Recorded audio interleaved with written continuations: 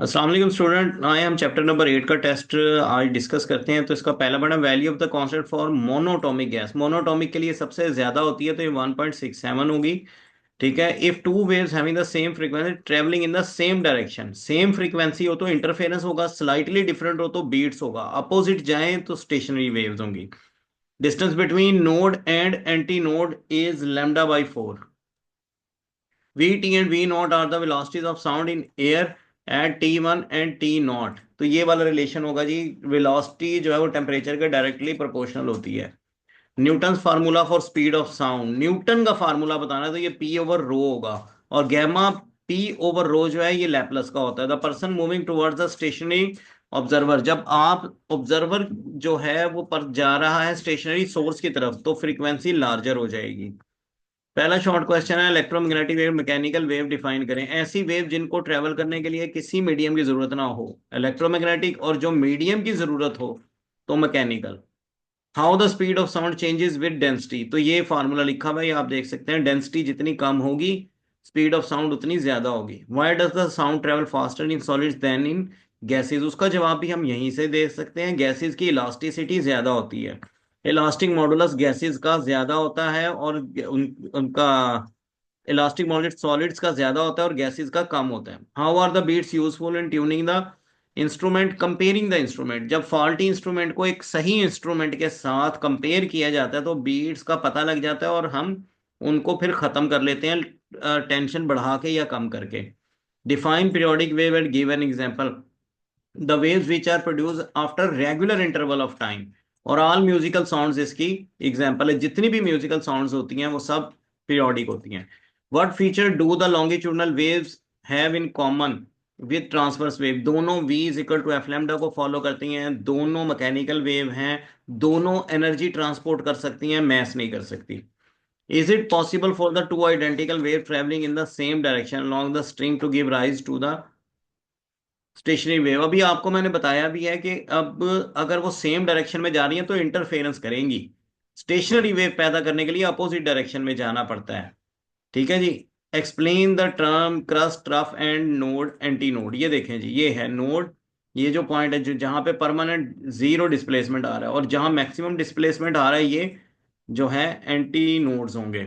अच्छा, और जो portion of the transverse wave में जो portion above the mean position होता है जैसे ये है इसको कहेंगे क्रस्ट, और जो बिलो द मीन पोजीशन होता है इसको कहते हैं trough. How should a sound source move with respect to an observer so that the frequency does not change, तो ऑब्जर्वर और सोर्स दोनों की वेलोसिटी का डिफरेंस जीरो हो, यानी दोनों सेम स्पीड से चल रहे हो तो फिर हमें कोई भी फ्रीक्वेंसी में चेंज महसूस नहीं होगा। What are the condition for constructive and destructive, अगर वेवलेंथ मल्टीपल लैम्डा हो तो कंस्ट्रक्टिव इंटरफेरेंस, और अगर पाथ डिफरेंस लैम्डा बाई 2 हो तो डिस्ट्रक्टिव इंटरफेरेंस। अब ये लॉन्ग क्वेश्चन है, stationary wave in stretch string और हार्मोनिक सीरीज निकालनी थी तो फंडामेंटल इसमें v ओवर 2l निकलेगी।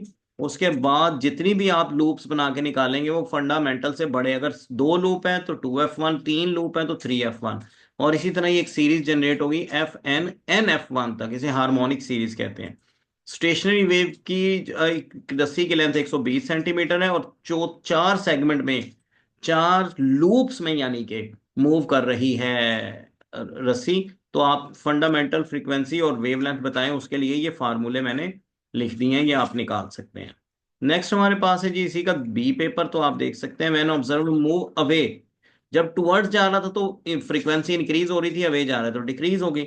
Tension in string remain same, अगर टेंशन रिमेन सेम रहेगी तो वेलोसिटी यानी स्पीड भी सेम रहेगी। Electromagnetic wave transfer both momentum and energy, जैसा कि ये लिख दिया मैंने रिलेशन, वैसे ये रिलेशन सेकंड ईयर में जाके पढ़ते हैं लेकिन ये आपको याद रखना चाहिए। Dash is the correct relation, तो ये डेल्टा है। अभी हम पढ़ के भी आए हैं कि डेंसिटी वेलोसिटी के इनवर्सली प्रोपोर्शनल होती है। पाथ डिफरेंस अभी ये भी बताया आपको, कंस्ट्रक्टिव के लिए मल्टीपल ऑफ लैम्डा होना चाहिए। Distance between two consecutive nodes, अभी डायग्राम में आपको ऊपर दिखाया है वो लैम्डा बाई 2। ठीक है जी। ये देखिए, what is the application of Doppler effect, echolocation, radar system, medical equipment वगैरह वगैरह में, और बहुत सारी हो सकती हैं इसके अलावा भी।